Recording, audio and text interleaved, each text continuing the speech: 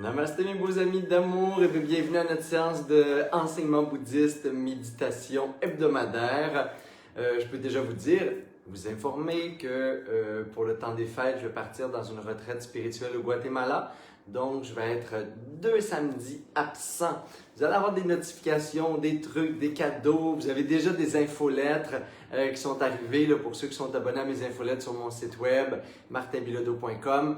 Alors, vous avez reçu 5 vidéos de méditation, plein d'autres cadeaux, les nouveautés 2021. Alors, vous avez plein de choses pour vous rappeler que je suis là avec vous pour le temps des fêtes. Allô, je vois tout le monde qui commence à se brancher. Coucou à tous ceux qui sont là ce matin. Donc, c'est notre dernière méditation ensemble en 2020. J'allais dire 2021, on n'est pas encore rendu là. Coucou Sylvie, je me rapproche. Allô, hello ma belle Fiona d'amour. Quelle année on a eu ensemble. Le thème d'aujourd'hui, c'est encore une fois parce que cette année, j'ai l'impression qu'on a tous, à quelque part, frôlé la mort. Bon, on n'a pas frôlé la mort au sens où on a manqué le passé, mais dans notre esprit, la mort nous a frôlé plus peut-être que les dernières années ou que dans toute notre vie avant. Pour certaines personnes, c'est parce qu'on a perdu des êtres chers, mais c'est aussi parce que c'est le thème comme de fond de l'histoire d'une pandémie, d'un virus, d'une maladie, des vaccins, etc. C'est la peur de fond, c'est le spectre de fond, c'est la mort. Et aujourd'hui, on termine l'année, parce que cette année-là va mourir quand même, et pour une fois, on est heureux. On termine sur les enseignements bouddhistes, sur la mort, sur la maladie, sur l'accueil de ce qu'est finalement la finalité ultime de l'existence. Et quoi de plus beau, mes amis, que de méditer sur l'impermanence, la mort, la fin, la maladie, pour se rendre compte de la richesse, l'opportunité d'être vivant et surtout pour laisser, mais absolument tout ce qui est superficiel, ce qui est futile, ce qui est aujourd'hui des stress importants, mais qui finalement est insignifiant dans l'histoire de notre vie, de notre existence, encore plus dans notre quête spirituelle. Laisser mourir ça. Se rappeler qu'à la fin, la grande destinée ultime, là, c'est de s'envoler comme un petit poulet à quelque part, puis chacun on a nos croyances là-dessus et c'est merveilleux. Ultimement, peut-être certains vont revenir dans d'autres petites formes de poulet ou de poulettes, mais ultimement, on est tous là pour, à la fin, se préparer au grand départ, se préparer à la fin ultime. Et lorsqu'on oublie qu'on est là pour apprendre, évoluer, grandir, guérir, mais on perd le sens de notre vie humaine. C'est un des enseignements bouddhistes, c'est un enseignement spirituel de toute tradition. On est là pour se préparer à quelque part. Le sens de la vie, le meaningful of this life, c'est quand je suis en perspective, non pas de la vie, c'est quand je mets en perspective la mort, quand je vis l'existence humaine dans la vue de la mort, à travers le spectre de mon dernier portail, mon dernier passage. C'est là pour tous. Cette année, c'est peut-être un temps des fêtes qui, à quelque part, est triste parce qu'il y a beaucoup d'absents. Il y a beaucoup d'absents qui sont partis. Il y a beaucoup d'absents parce qu'il y a beaucoup de deuil qu'on a eu à faire dans notre vie dans la dernière année. Il y a beaucoup d'absents parce que beaucoup de gens vont être seuls ou avec un petit groupe très restreint de personnes. Il va y avoir des absents cette année. Je pense qu'on peut mieux vivre ces deuils-là, mieux vivre chaque transformation, chaque apprentissage en se rappelant que dans pas si longtemps que ça, on va se préparer à partir. Et on peut-tu, s'il vous plaît, tous ensemble, se rappeler qu'on est là pour apprendre à aimer, grandir, faire la paix, se pardonner, accepter nos imperfections. Moi, je vous souhaite, je me souhaite. C'est pour ça que je m'en vais au Guatemala une semaine aussi dans une retraite qu'on appelle le Reset, qui est une restauration spirituelle en quelque sorte, mais pour essayer justement de faire la paix avec la dernière année. Tout ce qui en moi s'est agité comme négativité, jugement. Je ne sais pas si vous avez des conflits intérieurs, des conflits extérieurs. Y a-t-il du monde qui sont venus vous chercher cette année dans vos moins bons côtés, là, les karmas négatifs en nous? Si on se rappelle que dans quelques décennies, là, moi, ceux qui m'énervent le plus au monde, les airbêtes, les présidents des États-Unis que je suis content de voir partir et tout le reste, Mais tout ça, là, dans quelques décennies, ça n'existera plus. J'existerai plus. Et dans 100 ans, tous les êtres vivants sur la Terre, en ce moment, presque là, 99,9999%, tout ce qui existe comme être humain sur la Terre en ce moment, dans ne serait-ce qu'un petit pas de 100 ans, 8 milliards d'êtres humains, on n'existera tous plus. On va être absent. On va avoir connu la mort, la fin. Dans 100 ans, tous ceux qui marchent en ce moment à deux pattes sur la terre vont être en dessous de la terre. On va être mort, tout le monde. Et parce que c'est vrai, parce que c'est une sagesse, parce que c'est la seule grande sagesse qui remet en perspective tout le reste, qui donne la dimension spirituelle à l'expérience humaine, qui nous confronte dans notre ego, notre désir d'être permanent, notre désir d'exister là, envers et contre tout, notre désir là, de perpétuer notre vie, notre destinée. Quand on met ça en perspective que dans 100 ans, on va tous être morts et qu'il est certain qu'un jour je vais mourir, quand on médite, parce qu'aujourd'hui, la méditation, c'est ça, c'est le cadeau que je vous offre pour terminer l'année. Je sais que ça fait drôle. Puis peut-être une petite parenthèse, il n'y a pas de prescription psychologique dans le bouddhisme, mais peut-être qu'aujourd'hui, je me permets de dire, ce type de méditation-là, si vous êtes dans une période très, très, très sombre, qu'on appelle des dépressions chroniques, majeures, etc., c'est peut-être pas toujours une bonne forme de méditation. Alors voilà, c'est ma petite parenthèse pour vous. Mais sinon, et parfois même quand on est dans des petites chutes de déprime, c'est un beau réveil de dire « Hey, ça va arriver, fais-toi-en pas, ça va arriver un jour. Tu es sûr que la mort, que tu veuilles ou pas, elle va venir te donner ton petit baiser, là, hein? Et qu'on va s'en aller. Mais en attendant, qu'est-ce que je fais? Qui a du sens? Comment je réussis à redonner? Le sens, il ne viendra pas là, de l'extérieur. Comment moi, dans ma conscience, mon âme, mon cœur, je peux redonner le plus de signifiance possible. Je sais que ça ne se dit pas, là. Je le trouve beau, ce mot-là. Comment je peux redonner le plus de sens sacré à mon expérience humaine, à l'expérience que je fais là en ce moment. Je ne sais pas, vous. Je ne sais pas, moi, c'est pour ça que je médite constamment sur ces sujets-là. On finit l'année et on médite sur la mort, sur il est sûr un jour que je vais mourir. On laisse déposer doucement. Hein? C'est comme une petite pétale de lotus, une petite sagesse qu'on laisse s'ouvrir dans l'esprit sans trop choquer l'esprit. On ne veut pas forcer cette sagesse-là, surtout celle-là. Hein? Parce qu'elle peut ébranler des certitudes, elle peut aller chercher des petites angoisses, etc. On la laisse se déployer en douceur. Mais c'est important de la voir parce qu'à la fin, je vais faire le saut si je ne m'en attendais pas. Hein. Si on pense vivre éternellement dans ce véhicule, là, cette petite affaire-là, ça n'arrivera pas. Fait on est mieux de se préparer tout de suite parce que ça va flétrir à la fin, ça va s'en aller vers le bas. Puis un jour ou l'autre, pouf, rapidement, peut-être pas, ça va s'en aller. Mais toute ma vie humaine est une opportunité de grandir, de m'éveiller au sens spirituel, de reconnaître mon esprit dans la matière, hein, parce que finalement, je suis un corps qui est contenu dans un esprit, dans un âme. C'est à travers cette énergie-là subtile que mon corps a pris forme. Puis quand il va partir, ça va demeurer cette forme-là subtile, qu'on appelle l'âme, qu'on appelle l'esprit, qu'on appelle le karma, toutes ces formes d'énergie qui continuent après, selon vos croyances. Et si vous n'avez pas de croyances, dépêchez-vous encore plus de vivre quelque chose de signifiant maintenant, parce que si après vous devenez juste une petite carotte qui va se flétrir puis nécroser dans la terre, go, go, go, hein, il ne vous reste plus beaucoup de temps, gang. Moi, j'ai adopté comme des croyances qui font en sorte que je reviens. Fait que, je pourrais me permettre de procrastiner, même si je ne le fais pas trop, parce que je ne sais pas trop comment je vais revenir. Fait que je me dépêche de donner du sens à ce qui est là et à créer du beau puis du bon autour de moi pendant que j'en ai l'opportunité. Mais si on n'est pas sûr de ce qu'il y a après, ou on a un doute qu'il y a quelque chose après, dépêchons-nous, gang. Parce que c'est ici, maintenant, que ça se passe ou jamais. Alors, cette méditation-là sur la mort, c'est dans ce sens-là que c'est un cadeau. Il ne faut pas rester sur « je vais mourir, mon Dieu, tout le monde que je connais va mourir ». Tu sais, si c'est une nouvelle à matin que je viens de vous apprendre, là, faites la méditation en douceur. C'est pas censé être une nouvelle très surprenante. Mais bon, tu sais, pour l'esprit, quand on la laisse descendre plus profondément, des fois, ça choque quelque chose dans nous. Fait qu'on descend là-dedans, Et on ne veut pas rester là.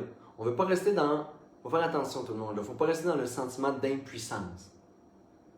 Il faut contempler la mort comme une forme de sagesse, comme un rappel de mon impermanence, comme un rappel de l'énergie de vie qui est là en ce moment, de l'opportunité que j'ai ici maintenant de vivre l'expérience humaine. Moi, je me souviendrai toujours, quand j'ai commencé dans le bouddhisme, j'ai beaucoup commencé sur le thème de la mort, le Bardo Toda. Les premières retraites que j'ai faites au Népal étaient sur ce sujet-là. Imaginez-vous donc que de 19 ans à 25-26 ans, j'ai médité plus de 50% de mon temps, qui était 2 heures par jour minimum, sur le thème de la mort et les étapes de la mort. Ça, là, c'est les méditations bouddhistes traditionnelles. On imagine toutes les étapes de dissolution des vents du corps, l'esprit, la matière, on voit nécroser notre chair, devenir un squelette, un cadavre, et ainsi de suite. Tous les gens qu'on aime, on visualise le même processus, etc. Nuit après nuit, jour après jour et après. Mais ça m'a quand même donné, je pense, pour le reste de mon existence, entre une vie mondaine ou une vie qu'on appelle plus ordinaire là, dans le bouddhisme, dans le samsara, dans la souffrance, dans l'ego, ou une vie spirituelle, une trajectoire de quête spirituelle, de bonté, de solidarité, en tout cas d'essayer de toujours être dans un travail, un entraînement de mon esprit pour ramener ce qui est sain, beau et bon en moi, puis le partager dans le monde.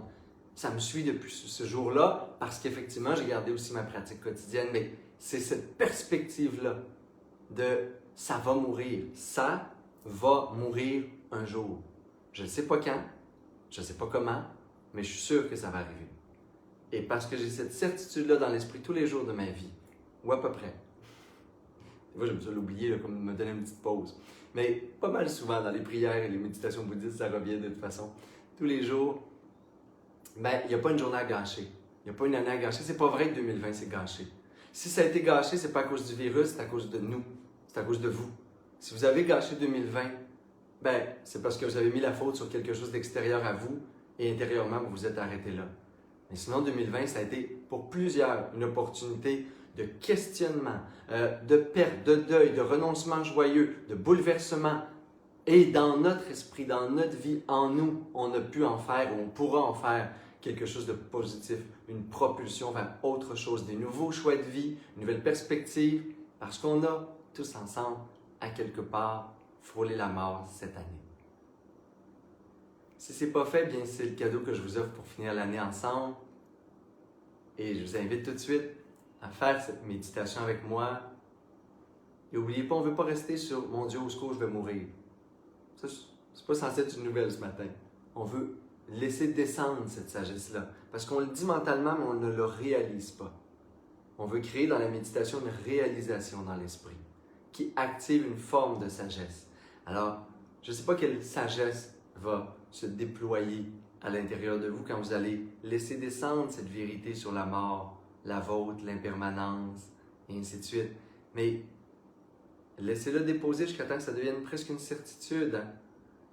Et par la suite, essayez de voir comment ça peut vous propulser, faire naître une sagesse sur la gratitude, l'appréciation, le sens de votre vie. Qu'est-ce que vous faites avec votre existence en ce moment, aujourd'hui, demain?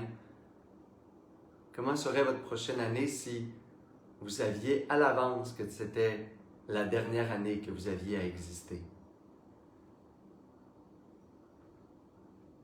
C'est les cadeaux de la mort, de cette perspective-là de la grande fin qui est aussi un début, probablement, j'espère. Alors, je vous invite à vous asseoir tout le monde. Coucou Chantal. Et on va méditer ensemble. Pour la dernière fois de cette année, qui est en train de mourir, d'ici les prochains jours.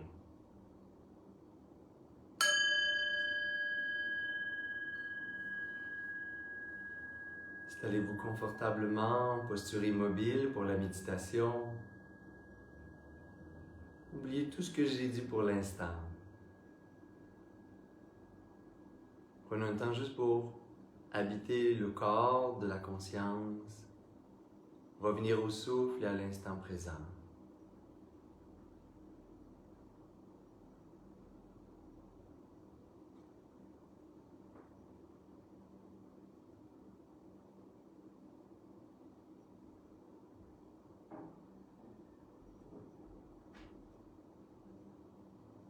vous pouvez prendre quelques respirations libératrices au début. Inspirez par les narines.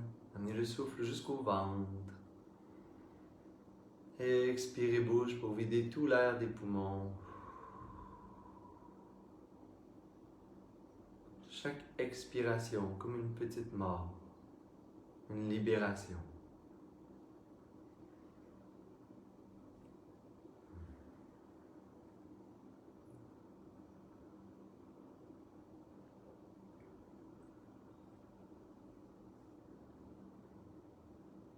Prenez refuge dans le souffle. Activez votre vigilance, votre capacité d'être concentré, totalement présent à votre pratique. Pour un court instant, vous pouvez contempler les légères sensations à l'extrémité des narines, la fraîcheur à l'inspiration,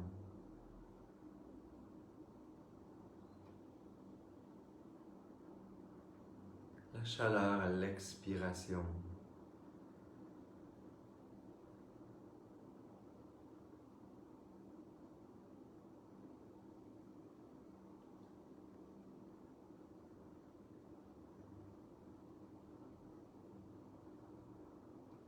Que vous pouvez relaxer davantage les muscles dans votre dos,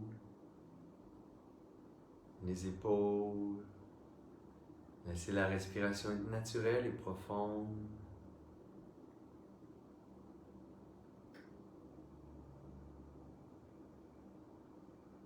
Prenez un temps juste pour rencontrer intérieurement cette vérité. Dans une perspective d'éveil, d'activer une forme de sagesse intérieure, apprivoisée. Comme cette année, on a frôlé la mort en pensée, en esprit, peut-être même dans la vie.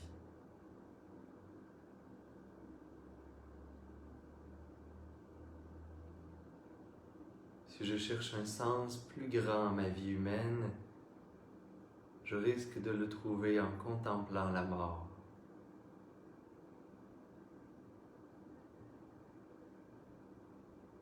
Laissez descendre dans votre cœur cette simple vérité. Il est certain qu'un jour, je vais mourir.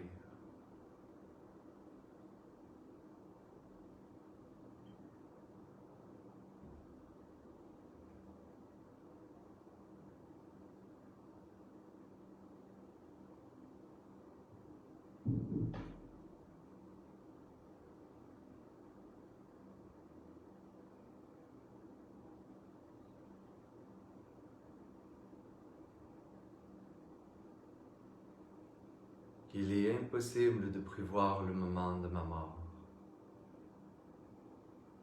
Cela peut arriver demain,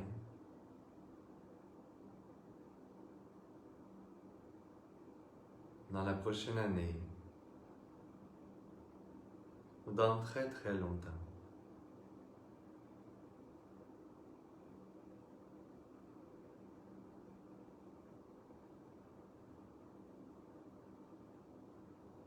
Mais il y a une certitude que je peux laisser descendre dans mon cœur, apprivoiser cette vérité. Je ne sais pas quand, mais un jour, il est certain, absolument certain.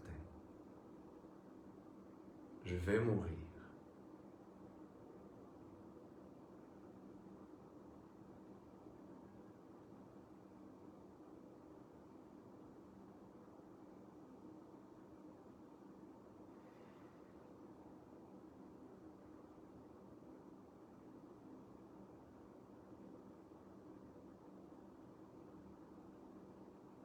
Il est impossible de prévoir comment je vais mourir.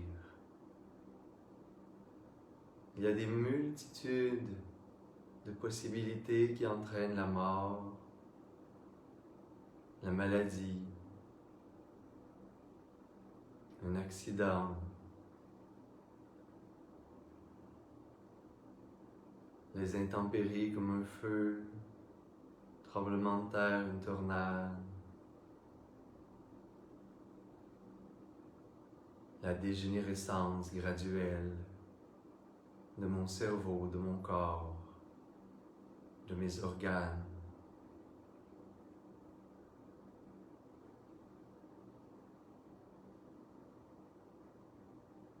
Je ne sais pas comment je vais partir.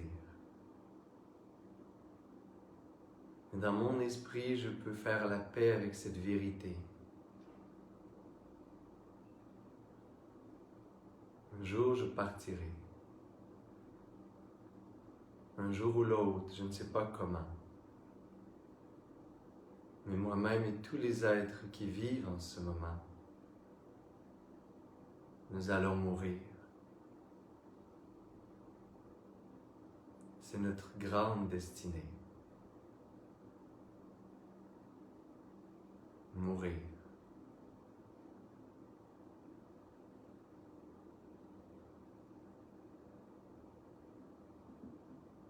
Je vais mourir un jour.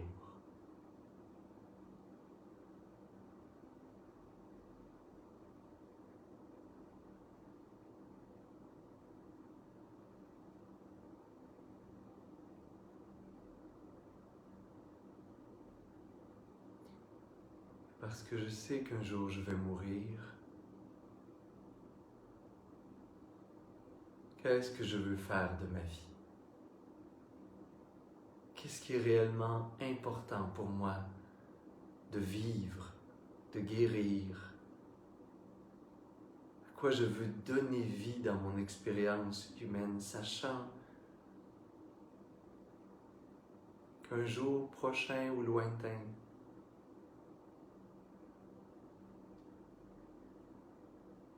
je vais mourir.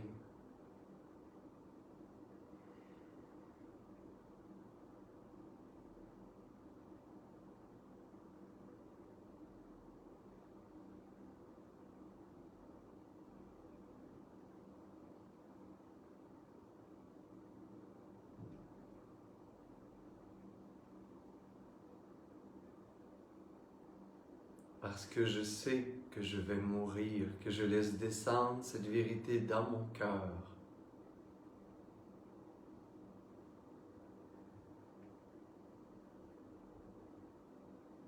Je libère ma sagesse, les élans du cœur pour savoir comment je veux vivre, sachant que je vais mourir un jour.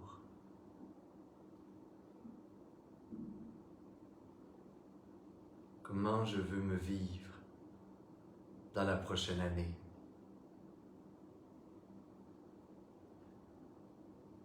Aujourd'hui, demain, pour ce qui me reste.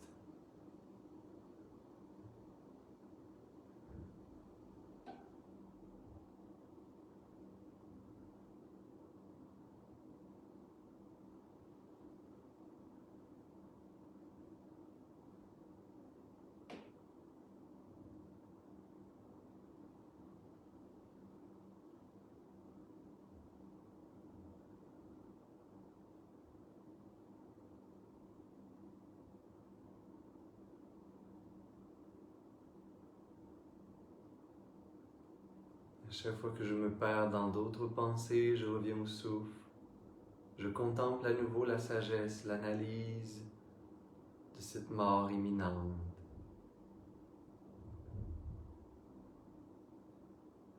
Je vais mourir. Je laisse se déployer en moi une sagesse, un élan qui donne un nouveau sens à ma vie, du point de vue de la mort.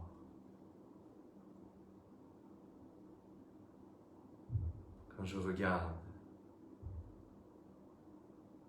la mort qui m'attend,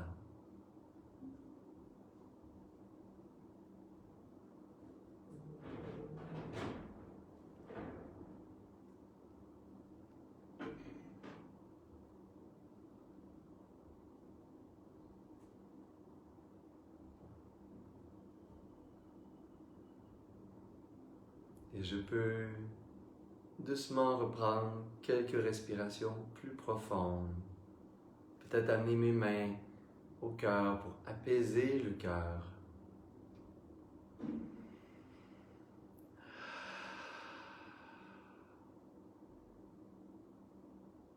choisir peut-être dans la prochaine semaine, à chaque matin avant de laisser mourir 2020, au réveil ou au soir avant de me coucher, prendre quelques minutes pour contempler, pour à nouveau consciemment frôler la mort, ne serait-ce qu'en penser.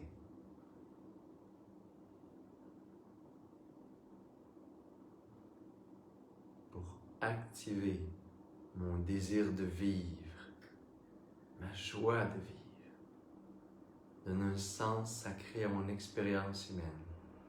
Je contemple la mort comme une amie.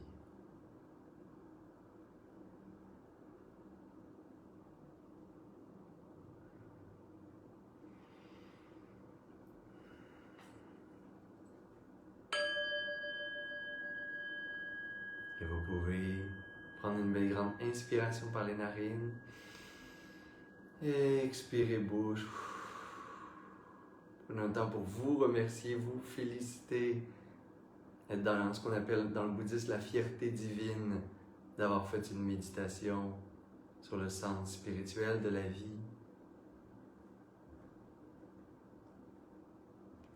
Amenez vos mains en namasté, les frotter ensemble. Amenez les pouces au cœur, prenez une belle grande inspiration narine à nouveau. Expirez, libérez. Et inspirez pour faire vibrer le son Om.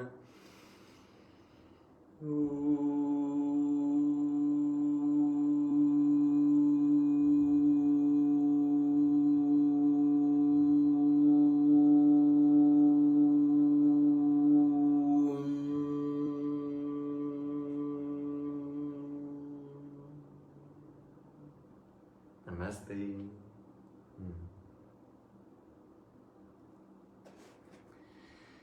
Merci, chers précieux, extraordinaires Sangha d'amour. Vous pouvez partager la vidéo, n'oubliez pas, il y a un petit bouton partage, il y a un petit bouton aussi en dessous pour recevoir les notifications dès qu'on va se rebrancher ensemble en 2021, le 9 janvier. D'ici là, martinbilodeau.com, je vous ai préparé des cadeaux, des surprises, des gratuités. Vous pouvez voir toutes les nouveautés, ou presque 2021, en tout cas plein de nouveautés déjà affichées, dont certaines même pour l'été prochain qui sont déjà remplies comme à 70-75%, ce que Valérie m'a dit, parce que je regarde pas trop ça, mais des fois elle me fait des petites notes. Hey, cher Sangha, quelle année que nous voyons partir derrière nous, mais quelle année qui s'en vient! À nous de la créer, à nous de la savourer, à nous de rester connectés et connectés à la Sangha, cette communauté qui nous fait vivre spirituellement des belles aventures, des belles pratiques. Merci d'être là, merci les Dani, Jocelyne, Denise, Claudia, Valérie, Cynthia, Claude, Stéphane, Marie-Ève de ce monde, Stéphanie, Chantal, je dis là parce que je sais qu'il y a des noms que je connais, ma petite Alex d'amour qui est là, Isabelle, José, Lina, à travers les formations, wow, merci, merci infiniment. Grâce à vous, pour de vrai, là, sincèrement. Comme tout ce que je dis, là, mais un point de vraiment de gratitude. Parce que vous êtes là, j'ai réussi, moi aussi, à traverser tous les derniers mois et la dernière année avec beaucoup plus de compassion, d'ouverture, d'empathie, d'humilité, parce que vous m'avez donné un sens, parce qu'on s'est écrit des messages, parce qu'on s'est rencontrés dans nos pratiques de méditation, parce que je savais qu'on vibrait ensemble le lendemain matin, que je devais avoir un thème ou quelque chose. C'est vraiment, s'il y avait eu personne, je ne l'aurais pas fait, je l'aurais fait juste pour moi, ça n'aurait jamais eu le même impact dans ma vie.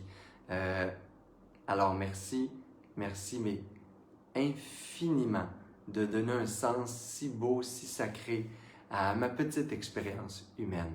J'espère qu'on continue ensemble à méditer, à pratiquer, et peut-être même ici au Mexique en mars, ou peut-être au Québec, ou peut-être ailleurs. En Europe, on revient en juin.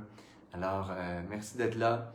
Finissez de lire mon livre. Là. Il paraît qu'il y a des gens qui l'ont acheté il y a longtemps, mais qui n'ont pas encore fini. Fait que vous pouvez aussi aller faire des pratiques, retrouver la Sangha, le Dharma un peu partout. Alors, namasté mes beaux amis d'amour. Le 9 janvier, on se revoit tout le monde ensemble. Après ça, la Sangha, on a une semaine aussi. Et on commence un défi 21 jours en janvier pour ceux qui s'intéressent aussi. Alors, tout ça est partout, comme toutes les infos. Merci, merci, merci, merci. À dadam!